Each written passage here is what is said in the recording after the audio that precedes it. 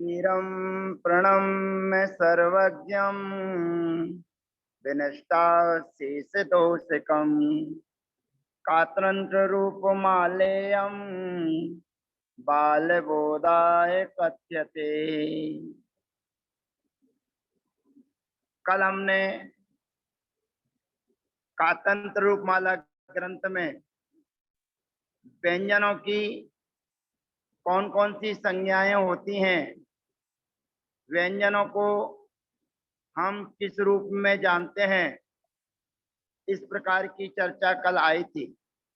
तो कल हमारे बीच में जो चर्चा आई थी वह यही आई थी कि का दीनी व्यंजनानी, का से लेकर हा तक के जो वर्ण हैं उन वर्णों को व्यंजन कहते हैं। अब व्यंजन के बाद उन व्यंजनों के दो भागों में विभाजित किया, ते वर्गाः पंच पंच पंच, अर्थात वो व्यंजनों में 5 वर्ग होते हैं। 5 वर्ग में एक एक वर्ग में 5 वर्ण होते हैं। ऐसा कल हमारे बीच में चर्चा हुई थी। अब उसके बाद में जो आपने एक एक वर्ग में 5 अक्षर थे उनको हम कहते हैं 1 नंबर का, 2 नंबर का, 3 नंबर का, 4 नंबर का और 5 नंबर का। ऐसा जब 1 से 5 तक की संख्या निर्धारित हो गई तो आचार्य भगवंत कहते हैं जो वर्गाणाम प्रथम द्वितीय सा सा साश्चा घोषा, अर्थात वर्गों का प्रथम द्वितीय, पहला और दूसरा अक्षर और तीनों प्रकार के सा सा सा साश्चा अघोषा, ये अघोष वर्ण है, ऐसा जानना चाहिए। वर्गाणाम माने वर्गों के, 5 प्रकार के वर्ग होते हैं, ये षष्ठी विभक्ति का बहुवचन है।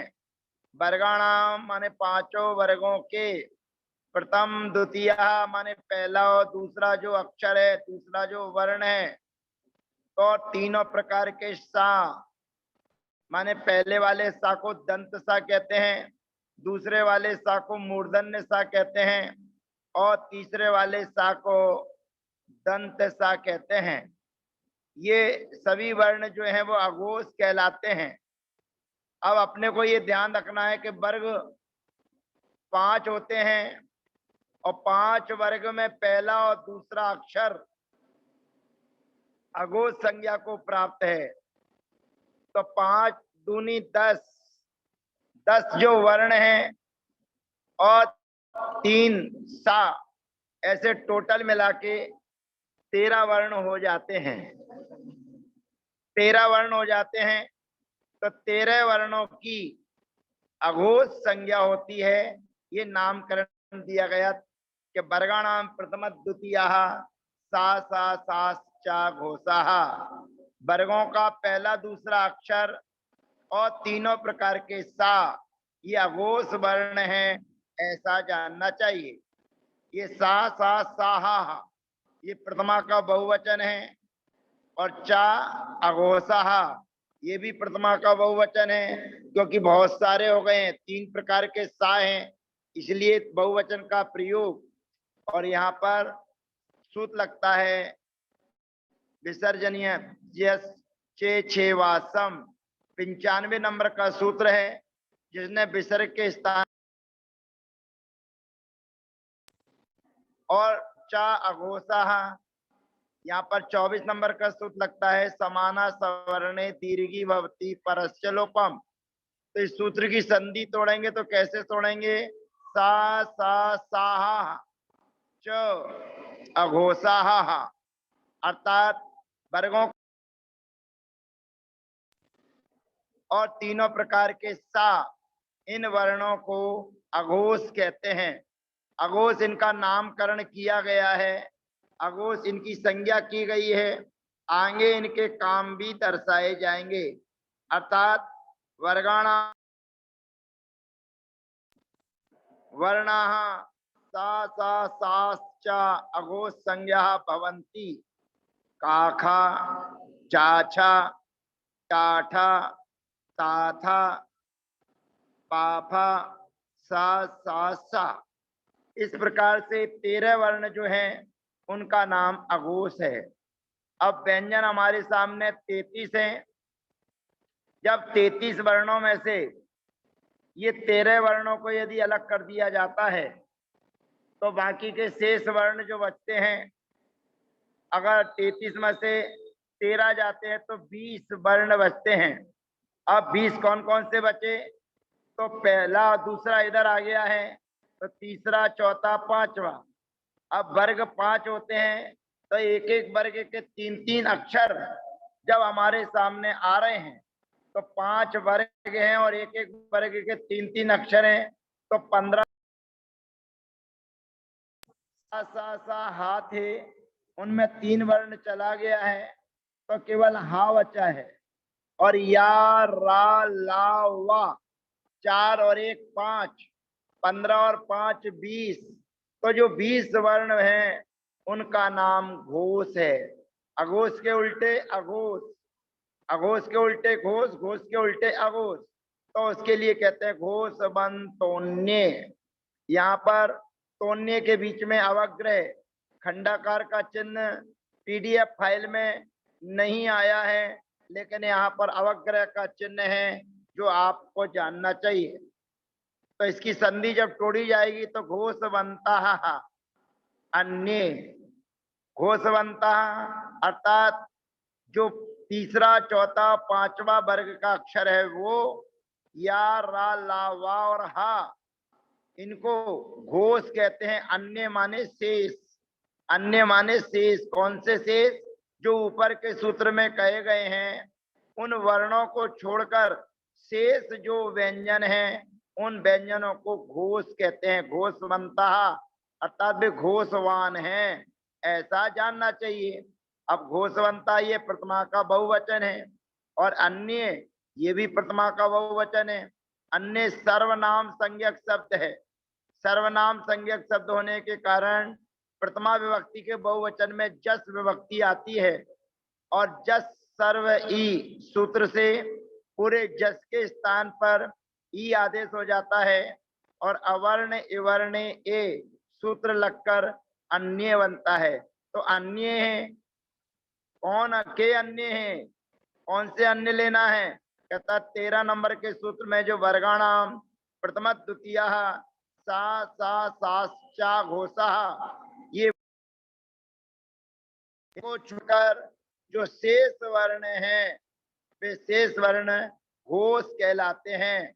अर्थात 33 व्यंजनों में प्रारंभ के 13 जो वर्ण हैं उनका नाम अघोष है और उसके बाद में जो तीसरा चौथा पांचवा अक्षर और यारा लावा हा है उनको घोष कहते हैं, ऐसा जानना चाहिए।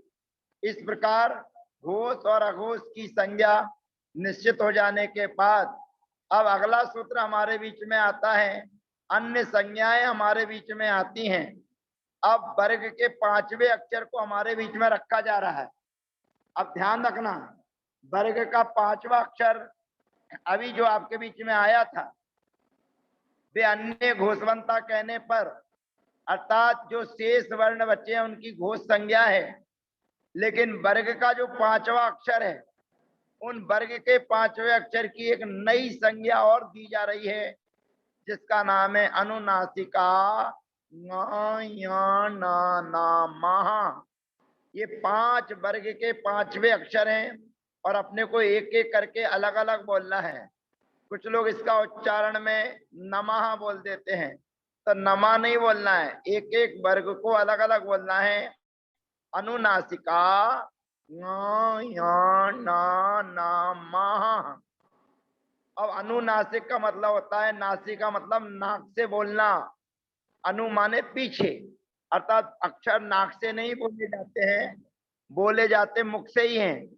लेकिन मुख से बोलते समय अनुनासिक माने नाक का सहारा लिया जाता है, नाक पर असर आता है, उसको अनुनासिक कहते हैं। जैसे आप बोलने की कोशिश करेंगे, इन 5 वर्णों को बोलने की कोशिश करेंगे तो आपके नाक पर थोड़ा सा हलन चलन होगा, आपके नाक के कुछ स्पंदन होगी, उसमें कोशिश करेंगे जैसे ञ, ञ, न, न, म। तो ये पांचों वर्ग के अक्षर मुख सहित नासिका से उच्चारित होते हैं, इसीलिए इन वर्णों को अनुनासिक कहते हैं। अर्थात पहले घोष भी कहते हैं और उसके बाद में इनको अनुनासिक भी कहते हैं। अब अनुनासिक कहने के बाद में ये 25 ते वर्गा पंच पंच पंच, जिस सूत्र में जो 25 अक्षर बताए थे, 25 वर्ण आए थे, उनके बाद अब जो शेष 4 वर्ण बचे हैं, उन 4 वर्णों का क्या नाम और दिया जाए। यद्यपि देखा जाए तो जो 4 और 4 8 थे, उनमें 5 वर्णों को घोष कह दिया गया और 3 वर्णों को अघोष कह दिया गया है। अब उन वर्णों को पुनः नया नाम दिया जा रहा है, अंतः स्था या रा ला वाहा। अब ये ध्यान रखना है विशेष, ऊपर का जो सूत्र आया था 15 नंबर का, उस 15 नंबर के सूत्र में यही दर्शाया गया कि अनुपश्चात नासिका स्थानम उच्चारणम ये शाम ते अनुनासिका। अनु माने उसके बाद, पश्चात माने बाद में, नासिका का जो स्थान है उच्चारण में जो आता है, वे जो वर्ण होते हैं उनको अनुनासिक कहते हैं। अब वे अनुनासिक कौन से हैं, तो इसको हम ध्यान से उच्चारण करें। बहुत से लोग अंगा बोलते हैं, तो ये अंगा नहीं है, इसका अंगा बोलने पर आ भी हो गया, गा भी हो गया और गा भी हो गया। 3 अक्षर बोल रहे हैं, 3 वर्ण बोल रहे हैं, तब जाके वो अंगा होता है। लेकिन आपको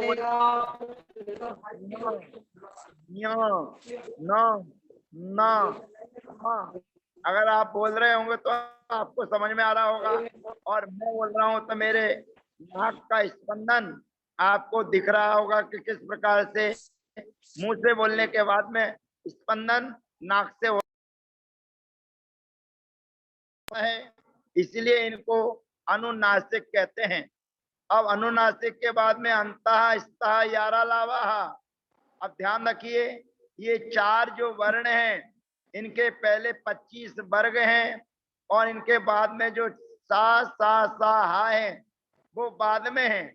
इन दोनों के बीच में अंतः माने मध्य में, अंतः माने बीच में, तो मध्य में, अंत में, दोनों के मध्य में जो स्था माने ठहरता है, स्था धातु है, गति निर्वर्त रुकने अर्थ में, तो अंता माने मध्य में, जो स्था माने रुकता है, ठहर जाता है, उसको अंता स्था माने अंतस्थ वर्ण कहते हैं। और वे अंतस्थ वर्ण कौन से हैं, कहते हैं या रा ला वाहा। अब देखिए समझिए परिभाषा, आचार्य भगवंत टीका में क्या कह रहे हैं, कहते हैं वर्गाणाम ऊष्माणाम च अंतः तिष्ठन्ति इति अंतः स्तः यारा लावः इति एते वर्णः अंतस्तः संज्ञा भवन्ति। वर्गाणाम, वर्ग कितने हैं, 5, और ऊष्माण कितने हैं, 4, जो अगले सूत्र में आएंगे। इन दोनों के अंतः माने मध्य में, तिष्ठन्ति माने जो ठहरते हैं, उनको अंतः स्तः, वे अंतस्थ वर्ण कहलाते हैं। और वे अंतस्थ वर्ण कौन से हैं, या रा ला वा, ये 4 वर्ण अंतस्थ हैं, तो उनकी अंतस्थ संज्ञा होती है, ऐसा जानना चाहिए। तो इन 4 वर्णों का नाम अंतस्थ यहाँ पर दर्शा दिया गया है। अब इसके बाद में जो आते हैं, उन वर्णों को क्या नाम दिया जाए, तो कहते हैं ऊष्माणः सा सा सा हा। कहते जिनके बोलने पर उष्णता शरीर से बाहर निकलती है। आप अपने हाथ को सामने करके लगाकर इन तीनों का उच्चारण करने की कोशिश करेंगे तो आपको समझ में आएगा कि ये वर्ण क्या कर रहे हैं। हमारे बोलने पर उष्णता, गर्माहट मुंह के अंदर से बाहर निकलती है, सा सा सा हा। ऐसे जब आप हाथ लगा कर बोलने की कोशिश करेंगे तो आपको एहसास होगा कि हम इन वर्णों को बोल रहे हैं, तो इनके बोलने पर उष्णता हमारे अंदर से बाहर आती है। तो उष्णम धर्मम उत्पादयति ऊष्माणः, ऊष्म धर्म को जो उत्पन्न करते हैं, अर्थात उष्णता को जो उत्पन्न करते हैं उन वर्णों को ऊष्माण कहते हैं। और वे ऊष्माण वर्ण सा सा सा हा, ये 4 वर्ण ऊष्माण संज्ञक होते हैं, ऐसा जानना चाहिए। अब ये विशेष अपने को ध्यान रखना है कि अभी जो 47 वर्ण बताए थे, सिद्धो वर्ण समाम्नाया, ये सिद्धो वर्ण समाम्नाय में 47 वर्ण बताए थे। उन 47 वर्णों के अलग अलग नामकरण यहाँ पर दर्शा दिए गए हैं।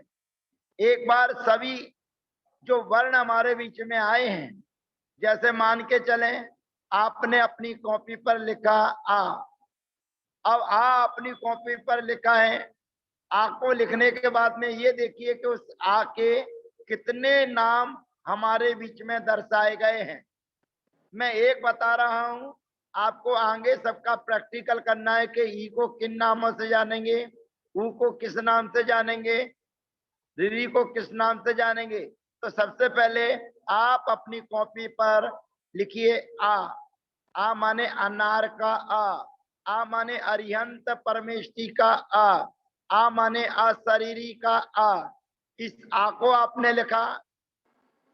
अब आ को लिखने के बाद में जो जो संज्ञाएं मैं बताऊंगा उन संज्ञा को उसके सामने लिखते जाइए, और सूत्र नंबर भी आप रखना चाहे तो लिख सकते हैं, सूत्र भी लिख सकते हैं। तो सबसे पहला सूत्र आया था सिद्धो वर्ण समाम्नाया, अर्थात जो वर्ण होते हैं वो 47 होते हैं। तो 47 वर्णों में आकार अरिहंत परमिष्टि का आ गया, तो पहला नाम उसका रखा गया वर्ण, सूत्र नंबर लगा 1। फिर दूसरा सूत्र आता है तत्र चतुर्दशादौ स्वराः, तत्र माने जो वर्ण कहे गए हैं, 47 जो वर्ण कहे गए हैं, उन 47 वर्णों में प्रारंभ के जो 14 वर्ण हैं, उन 14 वर्णों को स्वर कहते हैं। तो 14 वर्णों में प्रारंभ का 4 में आ गया है, तो आ का दूसरा नाम हो गया स्वर। अब उसके बाद में तीसरा सूत्र आता है 10 समाना। 10 समाना का मतलब है जो 14 स्वर कहे गए हैं, उन 14 स्वरों में जो प्रारंभ के 10 वर्ण हैं, उन 10 वर्णों की समान संज्ञा होती है। तो तीसरा नाम हो गया समान संज्ञक। फिर उसके बाद में आता है तेसाम द्वौ द्वावन्योन्नस्य सवर्णौ, अर्थात तेसाम माने 10 समाना नाम, 10 समान वर्ण संज्ञक जो वर्ण हैं, उनमें दो दो की परस्पर में सवर्ण संज्ञा होती है। तो जो आ आपने लिखा है, आ के सामने आ जाए तो वो सवर्ण कहलाते हैं। तो इस आ को आ सामने होने पर उसका नाम सवर्ण भी हो गया। अब उसके बाद में आगे चलेंगे तो 6 नंबर का सूत्र आता है, अर्थात जो वर्ण है उसमें पूर्व के जो वर्ण हैं, जो 10 समान संज्ञक हैं, जिनकी आपने दो दो की सवर्ण संज्ञा की है, उन दो दो में पहले वर्ण की को ह्रस्व कहते हैं, पूर्वो ह्रस्वाहा, तो उसकी ह्रस्व संज्ञा हो गई। अब उसके बाद जब आगे बढ़ेंगे तो एक 8 नंबर का सूत्र आता है जो कहता है स्वरो वर्ण वर्जो नामी, अर्थात अवर्ण को छोड़कर जो शेष 12 वर्ण होते हैं उनको नामी कहते हैं। तो यहाँ पर आपने अरिहंत परमिष्टि का आ लिखा है, तो आ और आचार्य का आ और अरिहंत परमिष्टि का आ, ये दोनों को छोड़कर जो शेष वर्ण होते हैं उनको नामी कहते हैं। अब नामी कहे जाने पर ये आ और आ है, इसको अनामी कहेंगे। तो इस ना का नाम क्या हो गया? अनामी हो गया। अब यहाँ पर आ अकेला है, उस आ अकेले का सबसे पहला नाम था वर्ण, दूसरा उसका नाम था स्वर, तीसरा उसका नाम था समान संज्ञक, चौथा उसका नाम था सवर्ण, और पांचवा उसका नाम था ह्रस्व और छठा उसका नाम था अनामी। ये मैंने संज्ञाएं इसलिए आपके बीच में बताई हैं कि जब ये संज्ञाएं हैं, ये भूमिका है, ये संज्ञाएं जब आपको याद होगी, ये संज्ञाओं के स्मरण करने से आपके व्याकरण का भवन मजबूत बनेगा। क्योंकि नींव के बिना मकान यदि बनाया नहीं जा सकता है और बना भी लें तो वो ज्यादा समय तक ठहर नहीं सकता है। इसीलिए आप व्याकरण का भवन निर्माण कर रहे हैं, बना रहे हैं, और उसकी नींव मजबूत रखने के लिए जो संज्ञाएं आज तक हमने आपको बताई हैं, उन संज्ञाओं के बिना हमारी और आपकी गाड़ी आगे चलने में असमर्थ रहेगी। इसलिए इन सूत्रों को आप स्मरण में रखें कि जो जो संज्ञाएं यहाँ पर बताई गई हैं, उन संज्ञाओं को स्मरण में रखते हुए याद करने की कोशिश करें। फिर उसके बाद में एकारादीनी संध्यक्षराणि, उनको नित्यम संध्यक्षराणि दीर्घाणी, माने जो ए आई ओ औ हैं वे संध्यक्षर कहलाते हैं और वो हमेशा दीर्घ ही होते हैं, यानी कि उसमें ह्रस्व का विभाग नहीं होता है। फिर उसके बाद में का दीनी व्यंजनानी से संज्ञाएं प्रारंभ हुई कि वर्ण जो होते हैं, जो शेष बचे हैं का से लेकर हा तक, उन वर्णों की व्यंजन संज्ञा है। अब व्यंजन संज्ञा होने पर फिर कहा कि वर्ग 5 होते हैं, ते वर्गा पंच पंच पंच, अर्थात वे वर्ग 5 होते हैं और एक एक वर्ग में 5 5 अक्षर होते हैं, ऐसा जानना चाहिए। तो यहाँ पर व्यंजन से संज्ञाएं प्रारंभ हो गई। सबसे पहला उसका नाम था वर्ण, सिद्धो वर्ण समामनाया में भी उसका नाम था, तो इसलिए पहला नाम हो गया उसका वर्ण। फिर वर्ग के अंतर्गत कवर्ग, चवर्ग, टवर्ग, तवर्ग, पवर्ग, तो वो वर्ग भी कहलाएगा। फिर उसके नाम में उसके बाद वर्गाणाम प्रथम द्वितीय सा सा सा चा घोषा, तो 13 वर्ण जो आएंगे उनको अघोष कहेंगे। फिर घोषवंतोन्य, जो शेष बचे हुए 20 वर्ण हैं उनकी घोष संज्ञा हो जाएगी। फिर वर्गों में 5वां अक्षर जो है वो अनुनासिका गा या ना ना महा, जो अंतस्थ अर्थात अंतिम जो 5 वर्ण हैं, उन 5 वर्णों का उच्चारण नाक सहित मुख से होता है, इसलिए उनको अनुनासिक कहते हैं।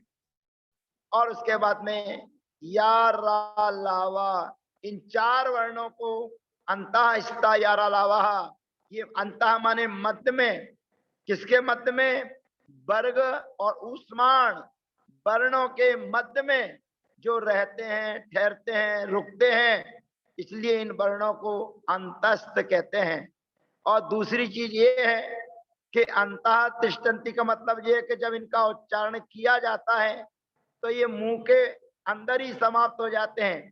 जब इनका उच्चारण किया जाता है तो बोलते बोलते ही आवाज भी पूरी बाहर नहीं आ पाती है और इनका उच्चारण मुंह के अंदर ही पूरा हो जाता है। या, वा, रा, ला, तो इसलिए भी इनको अंतः माने अंदर ही इनका काम पूरा हो जाता है, बाहर तक आते आते उसके पहले ही ये पूरा उच्चारण लोगों के बीच में हो जाता है, इसीलिए भी इनको अंतस्थ कहते हैं। और उसके बाद में जो लास्ट जो वर्ण बचे हुए हैं, उन लास्ट वर्णों को ऊष्माण वर्ण कहते हैं। ऊष्माणा सा सा सा हा। इस प्रकार से जो 47 वर्ण हमारे बीच में रखे गए हैं, उनकी पृष्ठभूमि नींव मजबूत रखने के लिए व्याकरण का भवन निर्माण करना है, तो नींव आपको मजबूत रखकर इनको आपको व्यवस्थित करना है। और व्यवस्थित जब ये हो जाएंगे तो कल से जब आपकी आगे की गति चलेगी तो प्रारंभ हो जाएगा आगे का कार्यक्रम। अब हमारे बीच में देखा जाता है, जब हम स्कूल की कक्षाओं में पढ़ते थे तो उस समय हमें स्वर के बाद बारह खड़ी का ज्ञान कराते समय हमें अंगा भी सिखाया जाता था, अम और आ। ऐसा भी सिखाया जाता था। तो वास्तव में ये देखा जाए तो ये कोई स्वतंत्र स्वर नहीं है, ये तो बनाया जा रहा है। न स्वतंत्र स्वर है न स्वतंत्र व्यंजन है। माँ को अनुस्वार कर दिया जाएगा, माँ को एक बिंदी बना दिया जाएगा और स्वर के ऊपर बैठा दिया जाएगा जिसको बोलेंगे अम। तो इसलिए यहाँ पर वर्णों में उनका एक बिंदी वाले का और दो बिंदी वालों का यहाँ पर कोई योग नहीं है। परंतु वो कैसे होते हैं, उनको कैसे बनाया जाता है, इस प्रकार की चर्चा होने पर उनके लिए हम अगले सत्र में आपके बीच में आएंगे कि जो स्वर के ऊपर एक बिंदी रहती है उसको अनुस्वार कहते हैं, और जो स्वर के सामने दो बिंदियां होती हैं उनको विसर्ग या विसर्जनीय कहते हैं। ये दोनों स्वतंत्र नहीं है।